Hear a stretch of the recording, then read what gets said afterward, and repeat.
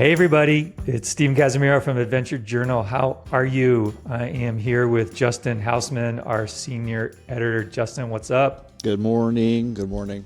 Good morning. Good morning. So, have you seen School of Rock? About 8 million times. 8 million times. Excellent. Have you seen Nacho Libre? 7 million times. 7 million. Okay. A little bit of a side. Which is better? School of Rock is in my top 5. The music is good. I mean, Nacho Libre is a fantastic movie, but School of Rock is top 5. Gotta be top 5. Okay. So you're a Jack Black fan. Big time. Oh, yes. Tenacious D fan. Oh, yeah. You gotta love Tenacious D. You kidding me? I'm a D head. So the thing that one of the 8 million things that I love about School of Rock is, Jack Black, but also Mike White. So Mike White, do you know Mike White? You know his work? Okay, so Mike, for those of you who don't know Mike, he wrote School of Rock. He's in School of Rock. He plays Jack Black's roommate, Ned Schneebly. Ned Schneebly. And Ned is he's a teacher at a school, private school. And I can't remember why he has to bail for a little bit, but Jack Black surreptitiously takes his place as a substitute teacher and pretends that he's Ned Schneebly. So Mike is not a particular fan, I guess, of classic rock, and he wrote this movie basically so Jack Black had a venue for his own music. So Mike's amazing. He's in School of Rock. He's also, I don't know if you know this, he's in Zombieland. Is he a zombie? No, he's not a zombie, actually. He plays a guy, kind of a schmuck who gets taken advantage of by Emma Stone. Kind of a Ned Schneebly. Totally Ned Schneebly. He ends up dying in a bathroom stall. I think it's in a stall. Classic Schneebly. It's classic Schneebly and classic Mike White. And of course, Mike wrote White Lotus, which is just bonkers good. So Mike also, while I'm singing his praises, he was on Survivor. And he and his dad were twice on The Amazing Race. I think that the highest that they finished was 6th, which is pretty bad.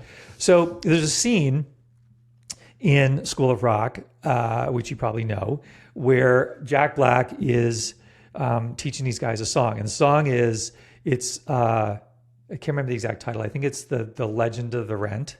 Okay. And it basically goes, you're not hardcore unless you live hardcore, and the Legend of the Rent is way hardcore, something like that. So you're not hardcore unless you live hardcore, which is our prompt for today. The idea of core-ness, man, it goes back a long ways in the adventure culture. And we've wrestled with it over the years with AJ. Is it important to be core? Is it not important to be core? Is hardcore, what is hardcore? Is it silly? Is it ridiculous? Justin, your roots are in surfing. You've written a lot about core-ness in surfing. So tell me about core surfing and how surfers perceive core-ness.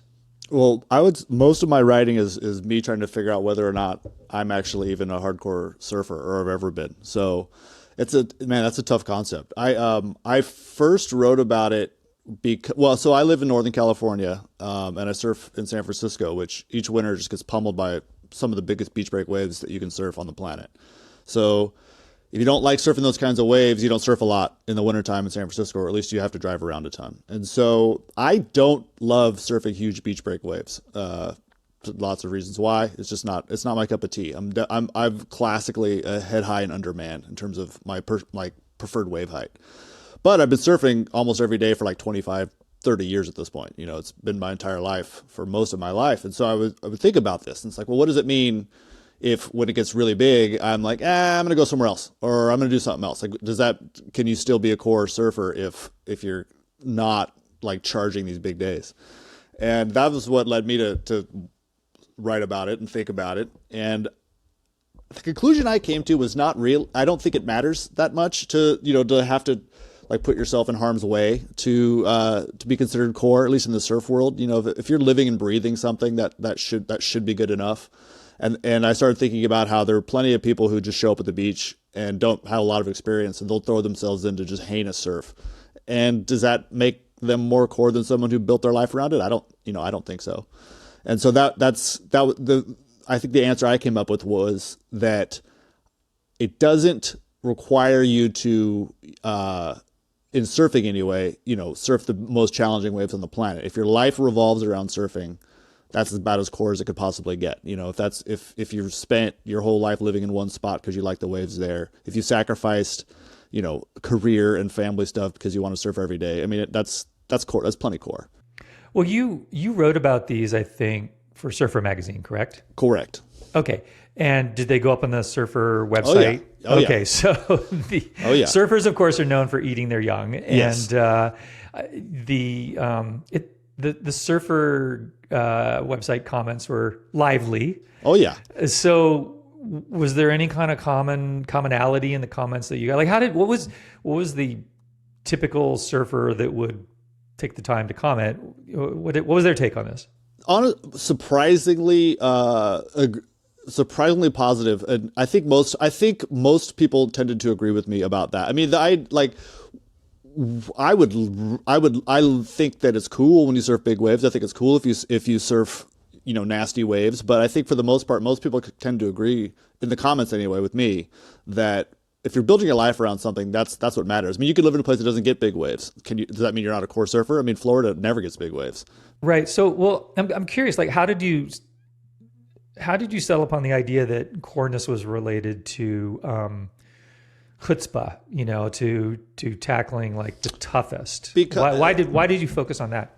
Well, it's, I don't know how much other outdoor sports really have this kind of thing, but I mean, surfing has such a, well, I guess they all probably do, but I mean, surfing has such a wide spectrum where it can be 2 feet and really fun. It can be 20 feet and really fun if that's what you're into. But the idea that if you're truly hardcore, you're going to surf no matter what, right? Like, there are experiences you might not have tapped into in big waves if you've never surfed them. And so can you call yourself a complete hardcore surfer if you don't know what it feels like to drop in on a 15 to 20 foot wave? If you've never gotten a giant barrel to a place like Pipeline, that's a big element of the surf experience that you're not participating in. And so those are sort of the ideas I was wrestling with. Are those the ideas that do you have to do those things to be considered core? Or if you surf every single day, there's a guy not far from me who was really famous for surfing every single day for like 10,000 days in a row. He set the Guinness Book of World Records, Dale Webster. Awesome guy. And he's not a good surfer, but he just paddles out his like terrible Sonoma County beach break every single day. He spent like decades working and living in a chicken coop so that he could afford to live at the beach and not do anything else. And every day, no matter what, he gets 3 waves. Now it gets really big up there. That might mean he's just like paddling out into the whitewater and riding foam in. He's not charging the waves at their peak. But I mean, I don't see how it gets any more hardcore than that. I don't think so. That's pretty core. Yeah. And that's, I tried to apply that to the rest of my outdoor life too. It's like, okay, so I love backpacking. I haven't done the PCT. Am I not a hardcore backpacker? I mean, it's interesting, and you start to compare yourself to others, and I think there's some sort of natural urge to situate yourself on some sort of scale of core-ness, talent, ability. I mean, it's the term itself is pretty hard to define. At least in our pursuits. It is, but it's something that culturally we value, right? Like back in I think it was the 80s or early 90s, I can't remember which surfer brand it was, but they were probably selling in Nordstrom, and so they started a sub brand called the More Core Division. Do you remember that? Of course, MCD. And they had the gnarliest guys. I mean, they had the most tatted up, terrifying, like Hawaiian pros on their team. And it was like, well, now that we're in Nordstrom, we're not core enough. So, right. So yeah. For the core guys, we need this core thing. So, when I think about core, I'm trying to think of analogous words, and I don't know, maybe the one that comes most to mind is dedication. And in your example, Dale Webster, was that his name? Dale, who, I mean, that's dedicated. And, at what point dedication becomes obsession, I don't know exactly. But, culturally, we value that, right? We value these things. And one of the things that I find interesting about, and I want to try to unpack in this conversation, is this idea of commitment and dedication, and valuing that as an individual or as a culture, somebody who's really committed themselves to this particular thing versus, being more of a Renaissance person where it's like you surf and you mountain bike and, you trail run and you do whatever these things. And I'm also curious to discuss, both the positives and negatives associated with this idea of core-ness, because I do think that it cuts both ways. For me, when I think about core, it's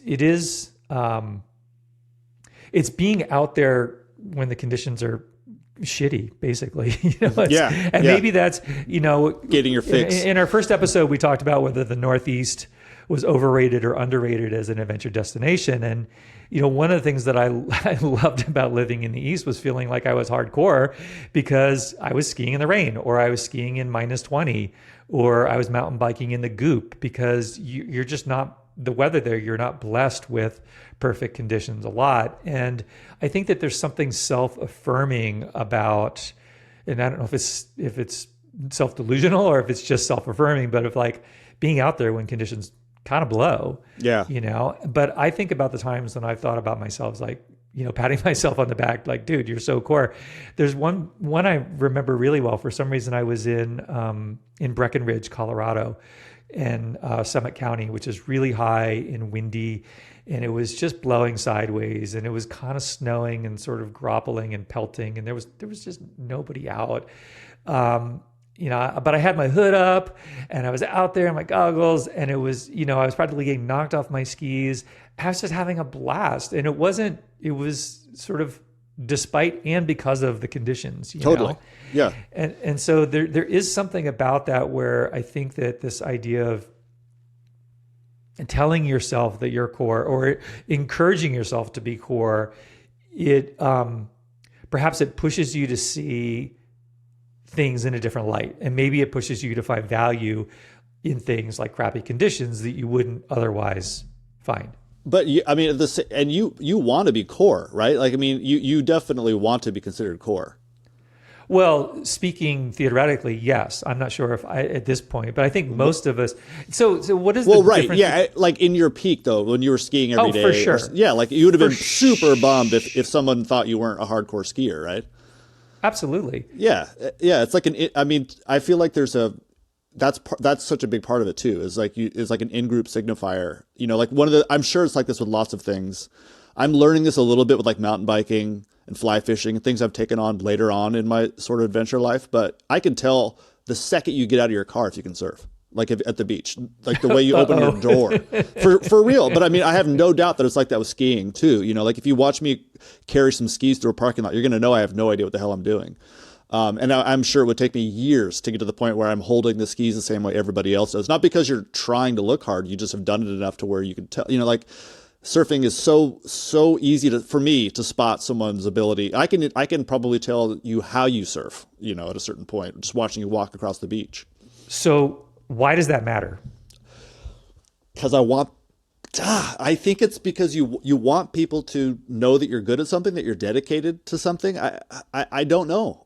That's the question that I struggle with, because it doesn't matter to me in something else. I'll show up at a stream I've never fished, and I love fly fishing, but I am not an expert. I've only been doing it for 6 or 7 years, and I don't care that it's clear. I'll ask people questions. Hey, is this the right is the right fly? Am I in the right spot? Like, should I go over there? Are there any fish here? All that sort of stuff.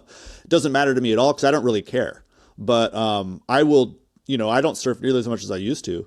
But, I'm talking like surfing every day, multiple times a day to, I'll surf a couple times a month at this point. But I would be, even now, it would cut me to the bone if someone mistook me for someone who wasn't a core surfer. Kook.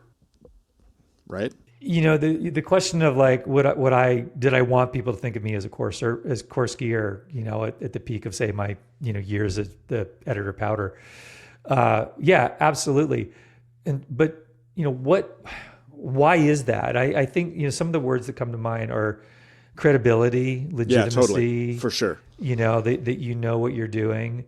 And, I was reading recently about, some fundamental human needs or things that are wired into us, like to our days as proto-humans, as proto-hominids.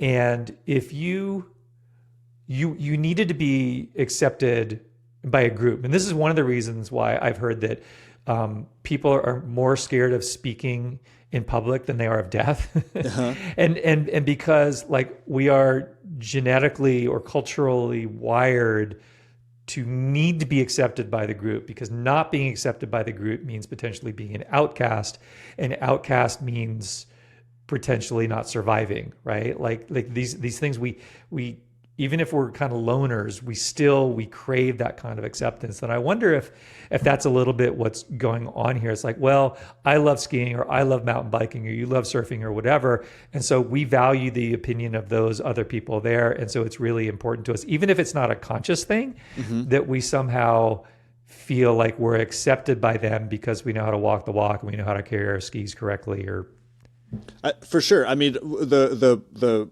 kind of assholey part about this, when it comes to me at least, is that I don't even like most surfers. I mean, for the most part, I mean, I worked at Surfer for 10 years, and I would purposely try to not get invited on trips because I hated being around pro surfers all the time. And it wasn't because they made me feel like a bad surfer. It was just because we didn't really have much in common other than surfing. But I sure as hell wanted them to know that I knew how to surf, you know. And so, yeah, it's like an in-group dynamic, but I'm not even sure I really want to be part of that group. But, you know, it still matters. And I wonder if, you know, like, I remember when I was writing the first essay about this, I remember trying to really, what does hardcore itself even actually mean? Like, why did that term stick? And the only thing I could think of, and maybe this is obvious, but there's something important to some people, or to you at various points of your life, to be thought of as at your core as a something. You know, like for me, it mattered to be a surfer at my core. Like that was a big part of my identity. And as I've gotten older, I care less about that. I mean, I don't present myself as a surfer. I won't even bring it up a lot. Like if I hear people talking about surfing around here, it used to be I'd always chime in, oh, where do you surf? What kind of boards do you ride? I don't really. Yeah, it doesn't matter. I'm not looking to make more surfer friends anymore. It doesn't really matter. But if once the conversation switches around to, or if I'm involved in the conversation, I'm going to make it real clear, real quick, that I know what I'm talking about. But I don't have that urge as much anymore for my to be a surfer at my core. And I don't have that at all with like mountain biking or backpacking specifically. But I will say that I feel the same way about being, and I hate this term, but like an outdoorist or an outdoors person, or whatever we're called, whatever you want to call people that love outdoor recreation. Like it matters to me that I'm considered a hardcore outdoor person. I would hazard that core-ness culturally is probably more destructive than not, because it probably creates an environment where people feel unwelcome. And I think that we want people to feel unwelcome, whether it's individually or collectively. Last thing I would ever want to do is make somebody, whether I know them personally or that I'm speaking to through, you know, various channels, to make them feel unwelcome or unworthy. For because, sure. you know, who am I to say? The other side of it is I do think that it can be, you know, as I said before, the word I used was really self-affirming. I think it can push you into places that you might not otherwise go, and have experiences you might not otherwise have. And then you become a more interesting or dynamic or well-rounded person because of that. And healthier. I mean, I think that's a healthier way to be. Right. But the thing is, like, you can't use the word comparison before. And comparison is, you know, comparing yourself to anybody is the, you know, the thief of joy, right? Like that's the beginning of the end when you start comparing. So, is it even possible to, you know, to think of yourself as core without comparing yourself to others? And then, you know, what kind of like drain does that start spiraling in as you're thinking about comparison? Yeah. Big, or even just this, you know, this probably sounds, I think this probably sounds bad to an outsider, but maybe it doesn't. I don't know. But, you know, I'm 45 years old. It's not unusual to have a conversation with other people my age who've surfed most of their lives, it's not that I regret having learned how to surf, but I do regret having spent so much time focused so much on it.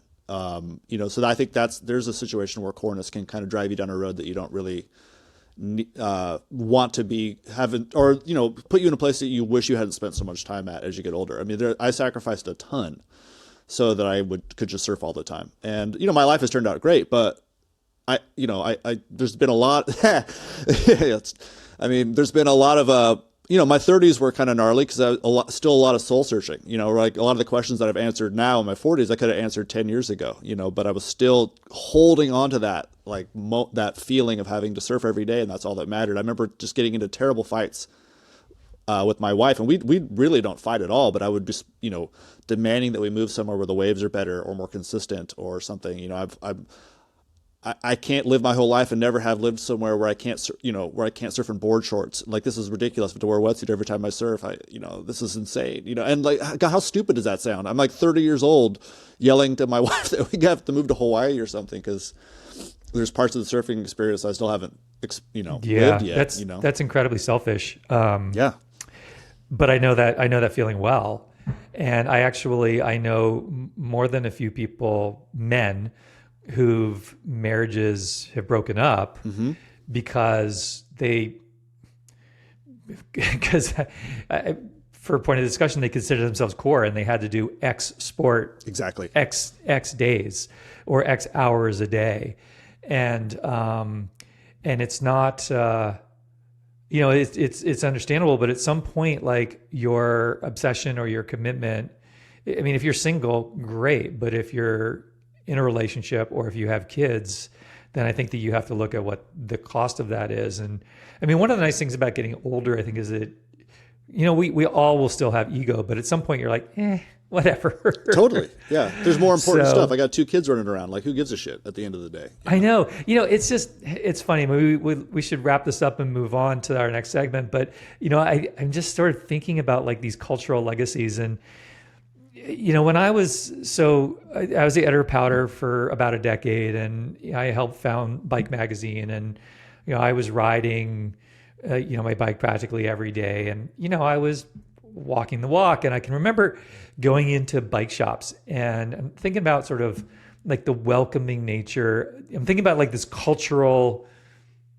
umbrella or zeitgeist about core-ness, right? And whether it's welcoming. And I'm thinking about, like, the difference between walking in, say, an REI and whether that's welcoming or not versus going into an independent shop, Totally. Whether it's a ski shop or surf shop. I've actually found independent surf shops to pretty welcoming, surprisingly. Yeah, it is weird. You're right. It's which weird. Is strange. But I would have to say, see if you agree, like, the worst are independent bike shops. Like, oh, totally. Even now. Like, yeah. Even now. And, like, I've got friends that own bike shops. I have friends that work at bike. Lots of great people in bike shops, but collectively, like, I've gone in, I'm like, I clearly have been fit for a bike. I'm wearing my bike-ish clothes, and I go in to get beta or whatever. I should look like I know what I'm doing, and I get, like, vibed as hard as I possibly can. Like, I will never really understand that. And I feel like it's almost like a NIMBY, like, once people get into Totally. that sort of culture, they don't want anybody else to, like, come in with them.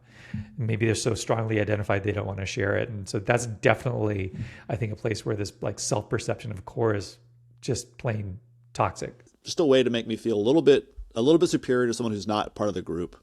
I hate to say it, but it's true. Or to just want to belong to that group that's really hard to get into, and you finally get in there, and you're just like, and that's, it's a very alluring place to be. There's something very attractive about it. But having, I will say too that as I've shed that part of my identity more and more over the years, surfing is way more fun to me now than it was 20 years ago when I surfed every day, 2-3 times a day. I don't press. I don't care. If I get waves, great. If I don't, that's fine. I don't get mad if my performance is bad. None of that. It's just fun. And I'm so glad that, I'm able to do that now. Yeah, that's a good place to be. I think that in closing, the final word that I would say is analogous to core, and I think a much more positive word is passion. Yeah. And I think passion it's not freighted with this idea of accomplishment. Totally. You could be brand new and be passionate. Yeah. Exactly. And I think that, that's one of the things that I value most is people who are passionate about things. And, we don't know you go out in a lineup or you get on a chairlift, you don't know anything about somebody else's life, right? You don't know how many kids they have. You don't know about their work constraints. You don't know if they're caring for kids or caring for elderly parents. Like, you just don't know anything. And this idea that we should be judging anybody by that is absolutely ridiculous. But hearing them hoot and holler because they're stoked and they're passionate, like, I think those are the things that we need to be celebrating. Yeah, totally. Yeah, I agree. So, okay, we will be right back after the break. The key to happiness is pretty simple. Work less, play more, drink coffee. At Long Weekend, we designed our blends to be up for anything. Unfussy, always delicious, and roasted to order.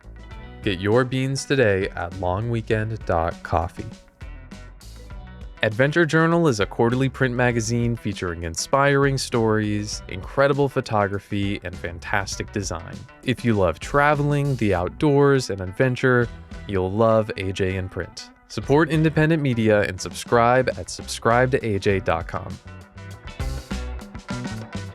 Welcome back, everybody. I want to drop in a plug really quick here for your local library. While I was on the break, I added a new book to my my hold cart at the library. And I usually go to like an online bookstore first, but then I remember there's a library just down the street. God, it's just amazing to just get books just delivered to your library. You just go pick them up. So don't forget, if you have a library, give them some support. They could all use it. But the book I put in my cart is The New Wilderness. Steve has been talking about it a bunch lately. Sounds like it's right up our alley of a kind of a moody sort of, I don't know, maybe a thriller, maybe not, about surviving in a wilderness that is a refuge from an urban blight. But what's going on with this book? It sounds incredible. Why do you dig it so much? Okay, so the book is The New Wilderness. It's by Diane Cook. And it is dystopian post-apocalyptic novels are absolutely catnip for me. Yeah, me too. I don't think that there's probably an AJ listener who hasn't at some point imagined when they're in the backcountry that there's been a zombie apocalypse and they're the last ones left and they're kind of wondering like, okay, what next? How do I deal? I mean, there's a whole genre of these things of wondering, like Last Man Standing. Like, it's fascinating stuff to imagine. And so Diane Cook, this is her first novel. Her previous book was a collection of short stories called Man v. Nature. So the idea of humanity wrestling and trying to live in nature and is one of her big themes. She's a former producer of This American Life, so she knows storytelling really well. And so the book is, it's a sort of post-apocalyptic, sort of dystopian, definitely cli-fi, climate fiction. And it's the concept is that there is a small group of people. Well, there's the city, which is all they ever call it is the city. And I perceive it as like a generic, giant, sprawling Gotham or Los Angeles. And the city has become a kind of a desperate place where like trees don't grow, there are no animals, there's hardly any doctors. I'm picturing kind of Blade Runner, at some point, somewhat in the future. And the government has established what they call the wilderness state as an experiment. And the wilderness state sprang from a proposal by a guy named Glenn, who is married to the protagonist, Bee, of seeing what it would be like if we put a group of about 20 people out into a wilderness environment and measured their impact on the world. Is it like they're trying to see if people remember how to live that way? It's unclear. So there's a lot that is unclear about this book, and there are a lot of loose ends, which I love about it. There's just a lot of stuff that you're like, wait, what? So the protagonist is Bee, and Bee is one of the first group of 20, along with Glenn and their daughter, Agnes. Agnes was very sick when they lived in the city, and she was dying basically from some kind of unnamed respiratory thing. And so Bee's whole mission is to protect Agnes, to get Agnes out of the city. And so they apply to be part of this first group, and they make it. They are part of the first group that gets to be in the wilderness state. And Agnes, who's 4, is it's immediate. Like, she starts thriving right away. And so one of the things that I love about it is there's this group of 20. We come in a few years after they have been dropped in the wilderness, and so they've lost people. There's these little sort of, Cook writes these little passages where like when we still had all our toes, sort of things. Like she'll just drop these cool. offhand things, or we've already experienced our fears of like a cougar mauling or whatever. And you start to think like, what would a bunch of city people do when they have been dropped in a wilderness with whatever they could carry after like 3 or 4 years? Well, that's fun too, because it lets your mind kind of run with the bad things that could have happened if she doesn't get super like specific about it. I like that. She does in some cases, but she talks about like how the watches no longer work, and then they lost the watches, and how they're down to like their last knife. And they're just these little things that you think, well, I would be in my camo fatigues and I'd have my Gore-Tex or whatever. Totally. Well, those things don't last, after years out there. So there's a couple driving forces behind the book, and it opens with a very brutal scene. Warning: it's tough to hear. I'm not going to read anything from it because it's particularly visceral. But in the beginning, B has given birth to a stillborn daughter, and she at one point she writes like, "How long was I pregnant? Was it 5 months? Was it 6 months? Was it 7 months?" And in that one little clause, like you sort of get this sense of like losing time. Yeah. Right? Of not like the normal waypoints that we have in modern life are not there for these people. They don't have watches. They live through seasons. They have to fend for themselves. So there are rules to this. Now it's not clear how big this wilderness state is, but it's pretty big. And the driving force is a group of people called rangers. Now, the rangers are sort of cops. They're kind of the man, basically. And the rangers, the group has what's called the manual. And the manual, they have to carry the manual that was given to them at the very beginning. And it's this thick book with all of the rules that they have to follow. And the rules are essentially leave no trace. Basically, you can't stay in any place for very long. You can't leave evidence of your passing. You can't leave micro trash, and you have to keep moving. And the rangers will come along, and the rangers do the rangers live this way? They don't. It's not clear how the rangers live. This is one of the mysteries, but they'll show up. They'll just show up. Sometimes it will be a drone will show up and tell them that they have to move along. Or a ranger will drive up in a truck. And the rangers are basically dicks for the most part. And they come along and they sort of sound like prison guards in a way. Like they have that kind of like attitude of authority. And the group has different people in the group have different responses to it. B is always trying to accommodate. Like B is a survivalist, and she sees herself as a survivalist. And one of the things that she is one of her core imperatives is keeping core. There you go. Keeping There's core. that. Is keeping Agnes alive. And so the rangers will come along and they will make them move. And so at the beginning of the book, where B has birthed the stillborn daughter, it's an area that it's sort of like a happy valley for them. They acknowledge that they've stayed too long there. They have stashed some of their few remaining comforts from life beforehand, like a pillow. In previous life, B was a interior decorator, and she finally broke it big and got this feature in like an Architectural Digest style magazine. And she brought the magazine with her to the wilderness and she stashed it. But this idea of comforts is antithetical to this idea of the wilderness, and the rangers hate these sort of things. And so they're kind of like driving them forward.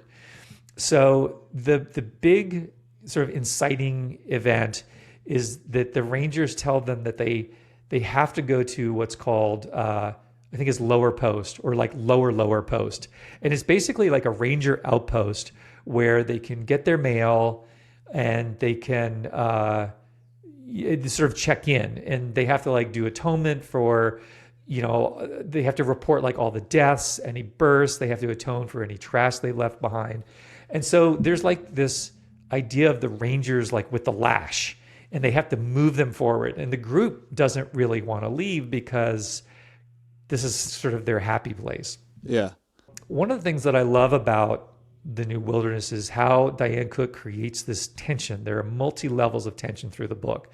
So as you know, one of my favorite dystopian post-apocalyptic books is The Dog Stars by Peter Heller. The Dog Stars is a relatively simple book relative to this. There's a guy who's trying to survive. He's got a dog. Is he going to be able to survive, essentially? In this, you have this group, and you have some of the tensions that I jotted down.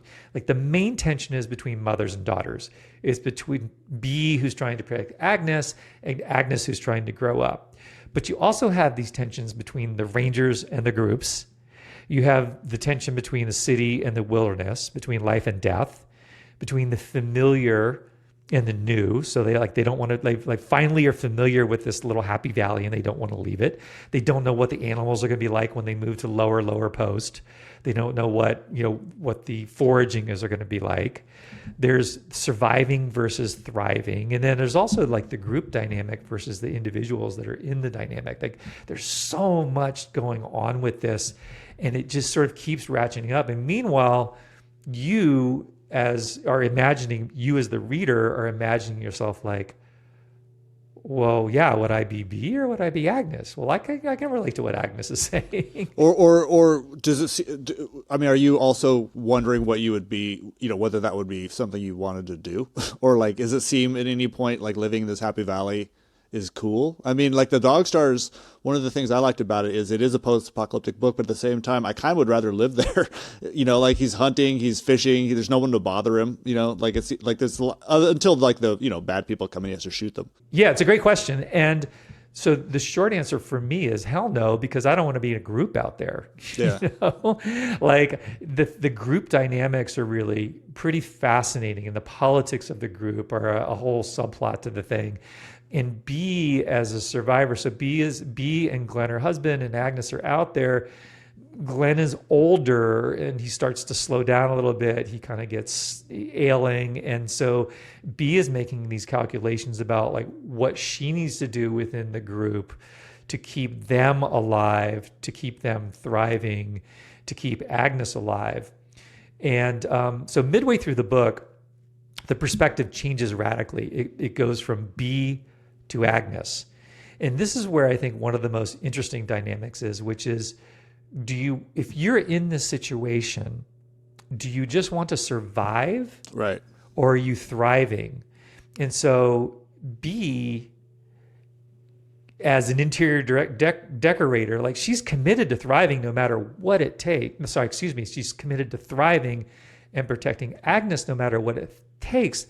But she also is thinking about her relationship with her mom and like the soft sheets back in the city. And like, she just wants to get by. Whereas Agnes comes to the wilderness state at age 4.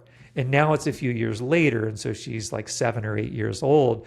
And so she's grown up in this place. Yeah, that's all she knows. Yeah. Well, she has some distant memories of the city, but like they're very distant. And Agnes is, I want to use the word feral for Agnes. That's not really quite accurate. There's a strong streak of wildness in her and I guess animalness. And so Agnes, when it switches to her perspective, like she's talking to animals and she's listening to animals and she's identifying with animals. And there's this tension where she wants to become one of the leaders, even though she's a kid, because she feels like she understands the nature of nature better than the adults. And so I think that's one of the things that is really, for me, was very animating, less so than do I want to be in a group, more so than would I be more like B or would I be more like Agnes? Interesting. What'd you come to, what did you decide? I like to think I'd be more like Agnes. Yeah. So, B, it remains in tension through this whole thing, where Agnes is like, she's all in. God, that's one of the things I think about when I'm in, you're right. Like who doesn't put themselves in that position when they're out and they don't see other people for a long time. It's like, do I even want to go through that? Right? Like, would I rather, do I even want to like like surviving or thriving? Like, is there even any point? Like, do I want to give up what we have to live in the woods if that's all that there is for me? And I don't really know the answer to that. That's what I always wrestle with. Like, if I'm in that situation, do I just find a cliff and just or whatever, like, or do I try to make the best of it and make a go of it? That's one of the reasons I love these sorts of books. I never really know where it comes down. It kind of depends on how nice it sounds in the presentation of their environment. I mean, a lot of this sort of sounds like towards the beginning, I thought this was going to be like a straight Garden of Eden allegory. I mean, in a lot of ways, it sort of seems like that to a degree. But man, I don't know. I never really feel so comfortable in the backcountry that I feel like that could be my home. And I love being there, but I don't necessarily want that to be my entire life. Yeah, well, you're always reminded by the presence of the rangers that this is an artificial construct. Totally. And this is one of the things that they talk about, like whether the group amongst themselves, like, this isn't, yes, a wilderness state, but there were people here before. Yeah. And there will, it may be something later. So it really does get you thinking about the nature of land use. And I think one of the things that I love about dystopian post-apocalyptic novels is this sort of sense of self-sufficiency, that I could theoretically survive on my own or with my family, or, and what we know about like real world disasters and even, preparing for the impacts of climate change is that it's connectivity is what we need. Right. Like, no, there is going to, like, the idea of like the Lone Ranger is, it's myth, and it's not particularly healthy, and it's not culture, it's not society. And if we are going to survive something like an apocalypse or the challenges of climate change, we need to be connected with other people, which is uncomfortable, right? Like, that's one of the things that Cook is writing about, like the discomforts of being in a group, right, and the shifting dynamics of a group. Mm-hmm. And as like, the group has decided that they're going to decide things by consensus, but then later that maybe they want to decide things by vote. Or maybe somebody sort of steps up and becomes like dictatorial. So, I'm not gonna. I won't. There's a lot going on with it. There's a lot left. I'm not gonna spoil anything. It does remain, I would say, tense and conflicted and fascinating all the way to the very end. It's an absolute great read. What's the author's name again? The author's name is Diane Cook. The name of the book is The New Wilderness. Awesome. Yes. Well, it's on my list. So, yeah. So now we're going to move on, and we're going to tackle gear, and we're going to talk about wetsuits. And you are going to tell me all about what Patagonia is doing, trying to get rid of neoprene.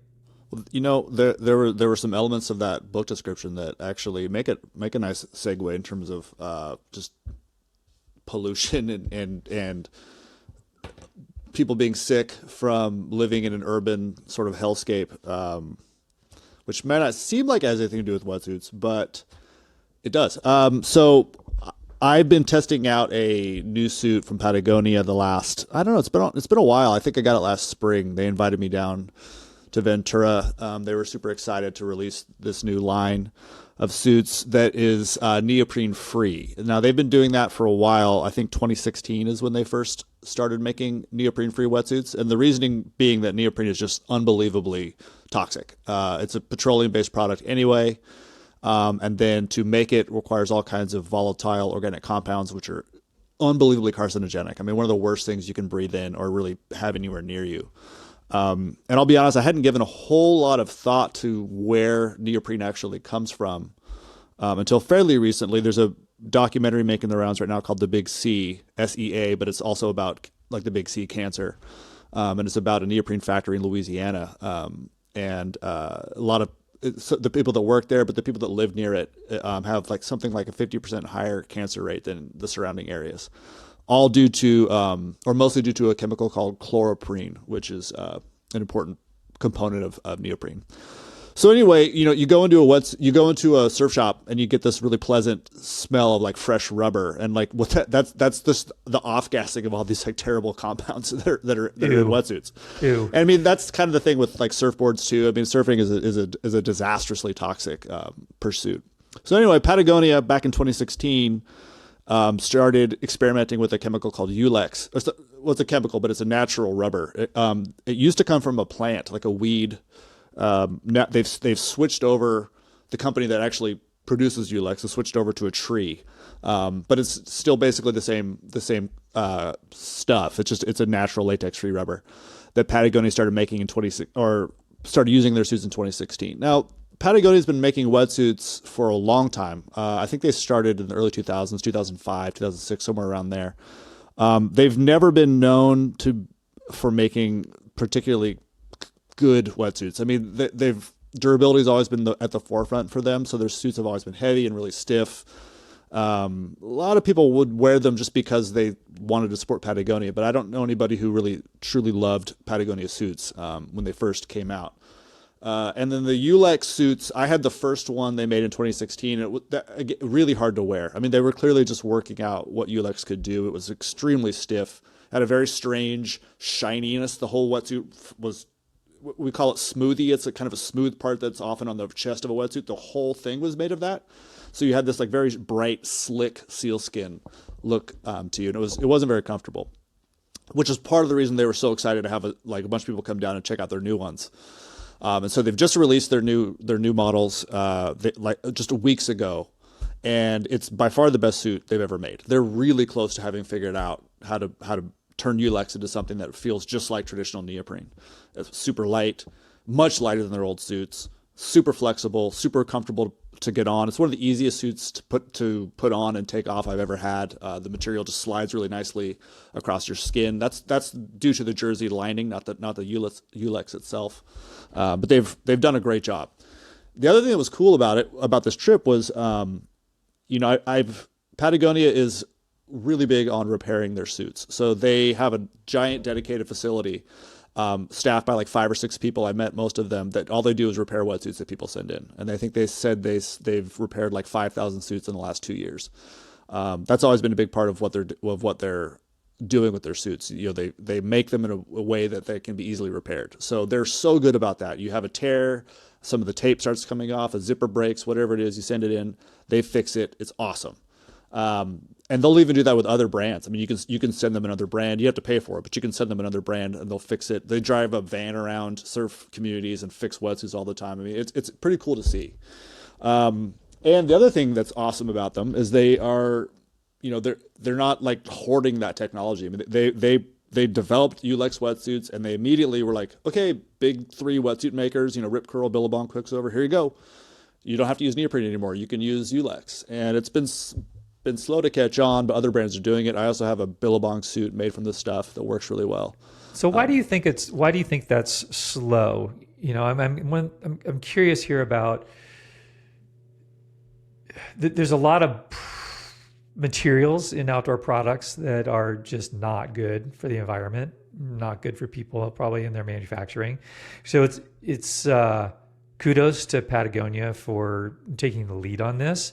I'm fascinated by the dynamic of like making this thing open source and whether people actually use it or not, when so many brands are nominally committed to improving their products. So what has been the reaction from these guys? Why has it been slow? What does this say about potentially game-changing material and its adoption or non-adoption? I mean, it's a good question, and obviously, somebody who works at Quicksilver or something would be able to answer that. But I suspect it has everything to do with performance. I mean, the first round of Ulex suits were they kept you warm, but you couldn't surf well in them. And so, why bother to try something like that if you already know that your traditional super stretchy neoprene works great? I mean, the surfers are notoriously bad about choosing something that has an environmental benefit over a performance benefit. I mean, like, if a backpack is made with more environmentally responsible materials than one that's not. Great, it probably works just as good. You're not gonna be able to tell a difference. But something like this, it's pretty quickly apparent that if it doesn't work as well, you're not going to use it. So I suspect it has something to do with that. But Patagonia also knows they're not a big player in the wetsuit industry. I mean, they're probably like the 7th or 8th biggest wetsuit maker. And so for them, they know they're not going to, they actually are very upfront about this. They know they're not going to dominate the industry. They're not going to, all of a sudden, everybody's wearing Patagonia. Their whole point was like, let's make something with Ulex that doesn't require petroleum. It's not a petroleum product. It's super durable. It comes from sustainable tree farms. I mean, it's a great product to use for this, and show that we can do this, that you can make suits with it, and then kind of get in, change the market that way rather than just dominating it. And they're kind of doing that with like Patagonia Provisions too, with their food arm, trying to encourage sustainable food practices and organic farming and all these sorts of things. That's not new for them. But it's taken, like, I think this suit will take off. This suit is the one where people will actually buy it. You'll start seeing this more commonly. It's not, I don't think it's any more expensive than the regular. Well, they only make these, but it's not really, their suits have always been about $450, $500, and they're the same price now. And I heard, actually just recently that Excel Wetsuits just announced that they're moving. Are they moving fully to Ulex? Or that's what they say. Yeah, by 2026. Okay. And where is Excel in the pecking order? I think they're so the big three would be Rip Curl, Billabong, and Quicksilver. Excel's probably 4th, I would guess. Excel's pretty big. They're and that's kind of all they do is make wetsuits. So they're pretty big, and they're a core brand. Like they're easily one of the most respected wetsuit brands. Okay, so core. There's our core again. Exactly, more so than the big three. So the Patagonia suit is called the Regulator, or the line is the Regulator, right? And at $400 to $500, it's been ages since I bought a wetsuit. How does that stack up compared to? Exactly, that's exactly what you'd expect to pay for a brand new XL that isn't made with Ulex right now. I mean, I think that's probably all. I'm sure the cost has been an issue as well, trying to scale that, but that's about right. They don't seem to cost anymore. And so the thing with wetsuits is if you surf every day, you go through. I mean, I've gone through. You'll go through a couple suits in a year, pretty commonly, if you only have one wetsuit. I mean, if you have more than one, they can last a bit longer. But that's another benefit that that these suits have, is that when they're engineering them, they're going, okay, so here's where the seams are going to go. You know what? If we're going to have to replace this seam, it would be easier if it was here rather than here. If the stitching is this way rather than this way, so they actually build it so that it can be repaired easier, which is pretty cool. I mean, I've never been good about sending my suits in for repair. Just because they've, you just get another one. It sucks, but that's just how it's always kind of been. See, this is now we're your argument earlier to Margaret that you should be living in a place where you could trunk it. It's sounding a lot less selfish now. It actually sounds like you were thinking about environmental sustainability and the greater the good of the world. I can't be going through all these wetsuits. You need to live in a warm place where you can just trunk it because yes, exactly. Yes. I support that fully. It's really cool to see a brand. I don't like, say what you will about Patagonia. I mean, they're not perfect. Nobody is. But it's really cool to see a brand that's actively trying so hard to really change things. And they know they're not going to make $1 billion off of these wetsuits. And when you're actually, I mean, I don't know, maybe it's like this everywhere. I visited the Mountain Hardware repair facility, and they're pretty passionate about the same thing. It's always cool to see it though, to be in the little warehouse and I'm looking at wetsuits that people have sent in, and these are, there's something, a wetsuit is different than a lot of other pieces of outdoor gear. I mean, you have to have one. So if you surf in a place where you need a wetsuit, you can't surf without one. It's a really big part of your life. It's not just a pair of shoes or something. Right. It also extends beyond surfers, right? Like, I mean, the surfers are a relatively small community compared to, say, hikers. Totally. So, is Ulex, I mean, there's neoprene applications and all over the place. And whitewater, all kinds of things. Is Ulex being adopted anywhere else, or is it just within the surf world? That's a great question, and I don't know. I mean, I would presume. I mean, most of, like Excel, for example, make dive suits as well. Like Body Glove, these other companies, they usually make dive wetsuits too. So I presume there as well. Okay. I mean, having said that, I don't know if the properties are different, like if you need a certain kind of neoprene. But again, people are going to be reluctant. Your life is in your hands with some of these sorts of things. Like, I'm not going to trust a new material if I'm a diver, probably. But yeah, totally. I don't see, like, they made it clear that it doesn't cost any more to use Ulex. And even if it did, I mean, all you have to do is watch about 20 minutes of that Big C documentary to think I don't ever want a conventional wetsuit or anything made of neoprene ever again. And so, it happens to be a particularly caustic, nasty business to make and sell neoprene. So it's, I do think that probably every company will be using this pretty soon, but I don't see why it wouldn't also trickle down into like bike bags and things like that, or, fly fishing applications. All my fly fishing stuff have neoprene booties, they are using that. I think Patagonia is using Ulex in their fly fishing line as well. So great. Well, that's good encouragement. And although the new wilderness is fiction, it's a reminder that this wilderness state, there's only 20 people there plus the rangers. So most of us, if we're living in that world, we're going to be in the city. So let's keep our carcinogens to a minimum. Well, thank you everybody for listening and watching. We are Adventure Journal on Instagram. You can subscribe to our beautiful quarterly magazine or our free newsletter, which that guy writes every week at adventure-journal.com. We'll see you next time. Bye.